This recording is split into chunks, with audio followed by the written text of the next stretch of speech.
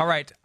The Bills have decided to unretire a number that was not actually retired. The OJ Simpson number unofficially set aside, and it had been set aside for 40 years. This was a story last week because Sonoris Perry wanted to wear number 32. The Bills decided to reissue number 32, and that's fine. O.J. Simpson didn't have a problem with it, but Andre Reed, Hall of Fame receiver, whose number is in that similar limbo where it's not officially retired, but it's unofficially set aside, he's got a problem with the number being issued because of what O.J. Simpson did in his career. It has nothing to do with anything that happened off the field. Some people would say the number shouldn't be worn by anyone with the Bills because of O.J. Simpson's legal issues, and not the least of which and the worst of which, the accusations of double murder, and he ultimately was found responsible in civil court for those two deaths. The idea that he did what he did on the field and that should be respected, and nobody dared to wear that number when I played, Andre Reed said. If there was a 32, they turned it into a 23. There could never be another OJ. That's an interesting one.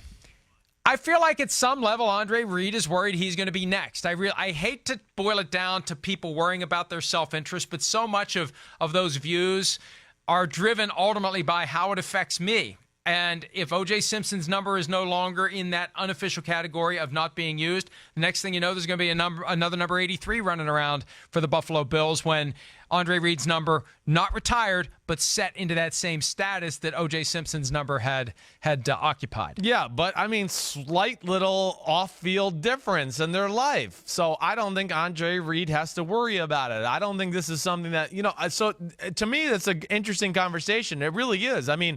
What do you do in this case? I know O.J. Simpson deserved to have his number retired and 32 not to be used by the things he did on the field, but damn, he kind of wiped that away with what he did off the field after he left that. Do you continue to pay that respect to him and not give the number even though, he allegedly murdered two people, which allegedly in air quotation marks, I don't know. We kind of know he did it, like you said, in the civil case, and it just, I don't know. So what do you do in that case? Do you continue to honor that number even though the guy is seen as a murderer by most people in our country?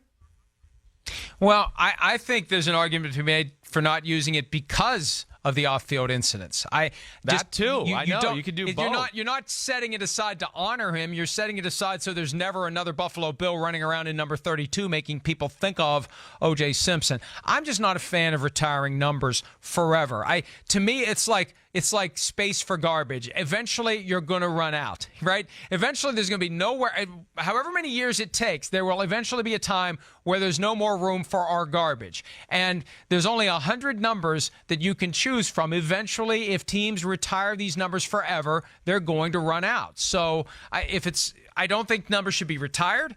I could see you set it aside for 50 years, but at some point it goes back into circulation. And I think for O.J. Simpson, 40 years is long enough. And for Andre Reed, at some point, 30 years, 40 years is going to be enough. You put the number back in circulation because eventually you're going to run out of numbers. Yeah, I guess so. I don't know if I totally. Eventually you are, but that could be 1,000 years from now. I don't know when it is. You're right. Eventually, but the New York Yankees haven't run out of any numbers yet, and nobody's retired more damn numbers than they have. So I don't know. That's not my main concern yet. But I do think your point about O.J. Simpson, whether are you honoring him, are you dishonoring him? What are you doing with that jersey? I don't know what to say here. I have no definitive answer either way. Really, at my heart, I feel like, no, he does not deserve to be honored anymore, and the 32 should be allowed to be worn because of something he did off the field, and he hasn't acted appropriate to have the jersey retired. But then I hear what you're saying, too. It's also like, damn, who would really want to wear it and be associated with that number and that guy to go along with it? So truly an interesting kind of conversation.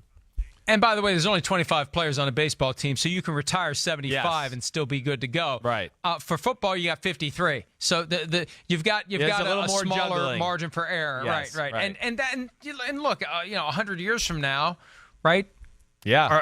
Are football fans going to be thinking about the guys who played now and these numbers are going to be retired? Guys who played 50 years ago, 100 years from now, are they it's not going to have any relevance. Some and do. At some point, Some I think do. At some point, though, they're going to have to unretire numbers that have been supposedly permanently retired if they continue to retire these numbers. Or at some point, you just have to stop retiring numbers altogether.